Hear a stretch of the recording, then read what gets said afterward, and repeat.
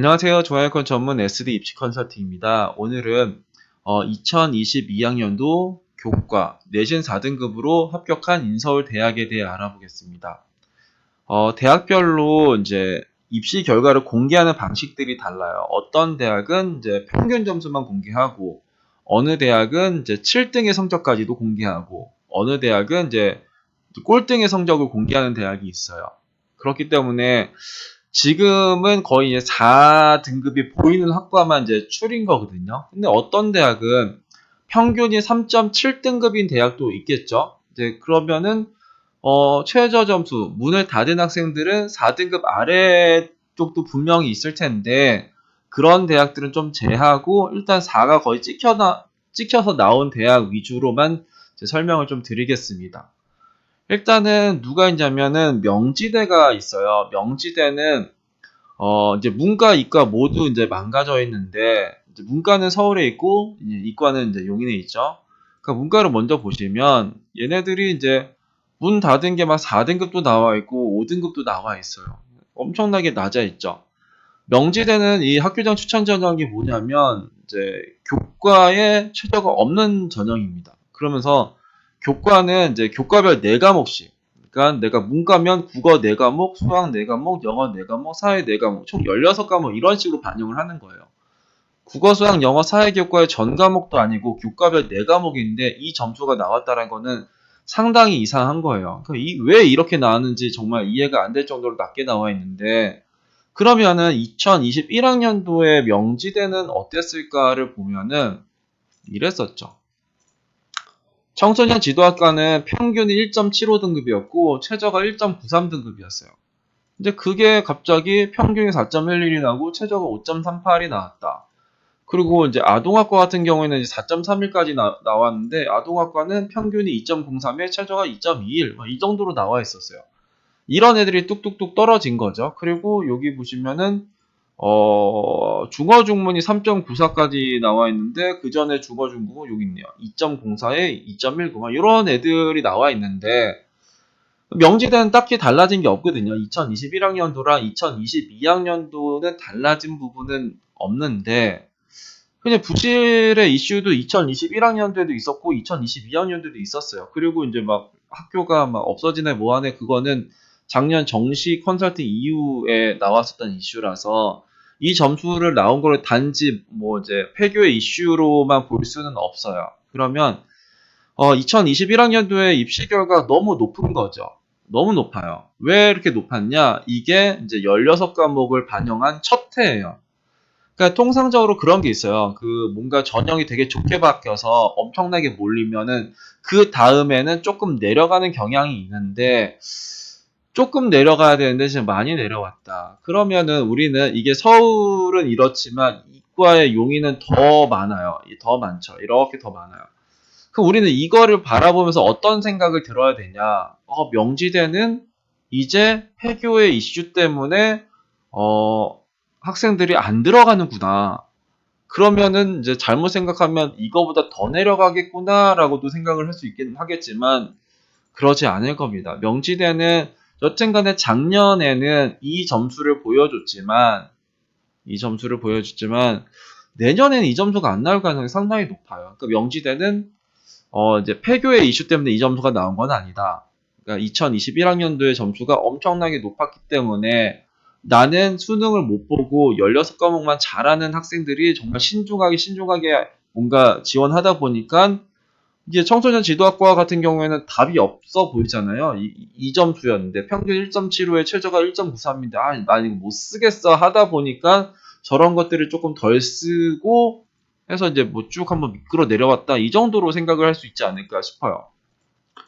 36대 같은 경우에는 이제 작년에 메인의 대학이었죠. 그러니까 이쪽 얘네들은 최고 점수랑 평균 점수를 공개를 해요. 그러니까 평균 이게 최저 점수가 아니라 평균 점수입니다.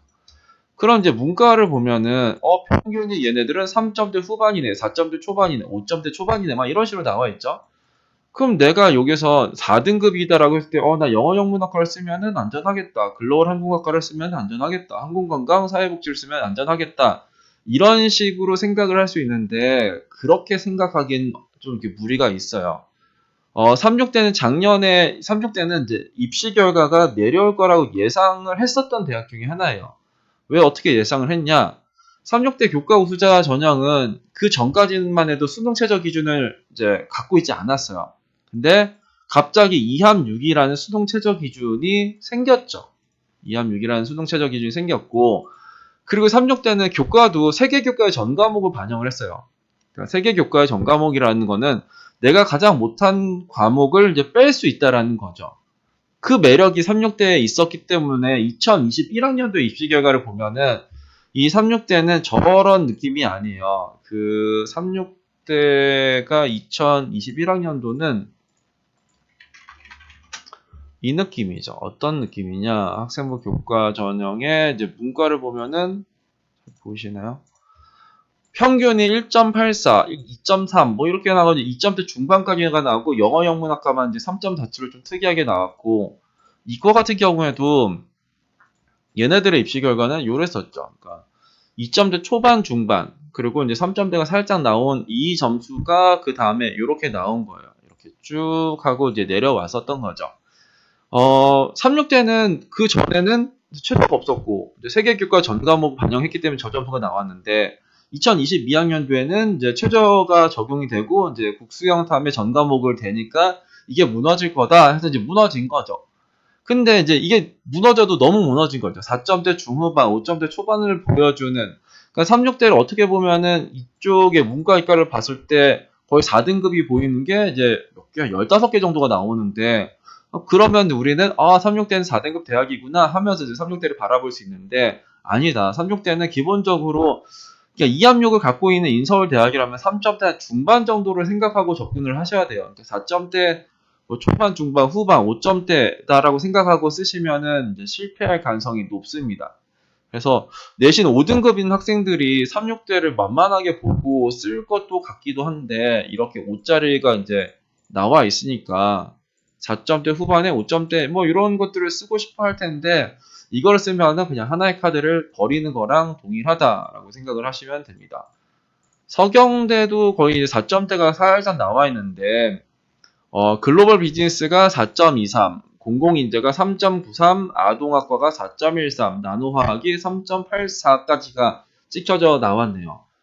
서경대도 2021학년도에는 저 점수가 아니었거든요. 그러니까 서경대도 작년에 변수가 좀 있었었던 대학 중에 하나였죠. 서경대의 이쪽에 교과 우수자를 보면은 그전에는 이게 평균의 최저 점수인데 최저 점수에서 이제 이게 없죠. 이게 4를 보이는 게 없고 기본적으로 이제 문자등의 3점대 초중반에서 끊겼는데 얘네들은 이제 작년에 하락이 예상이 됐었던 거죠.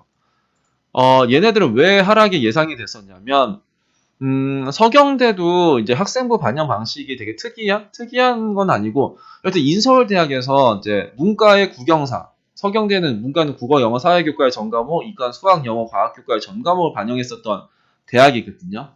근데 이제 서경대가 2022학년으로 오면서 이 교과 성적 우수자 전형이 이제 문과는 수학이 포함이 되고 이과는 국어가 포함이 되는 상황으로 바뀌는 거예요. 그러면서 최저 기준이 없어졌어요.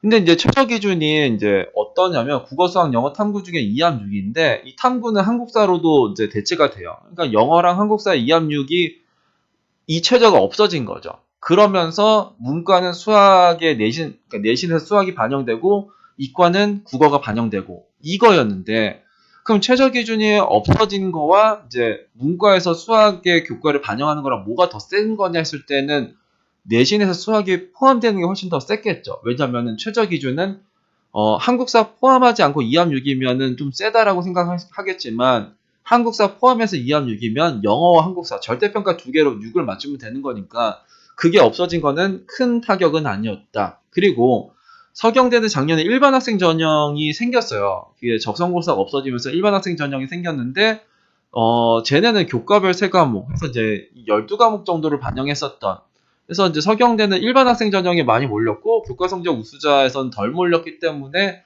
서경대 교과 전형에선 4점대가 나오는 학과들이 좀 나왔었다라고 보시면 좀 될 것 같고요.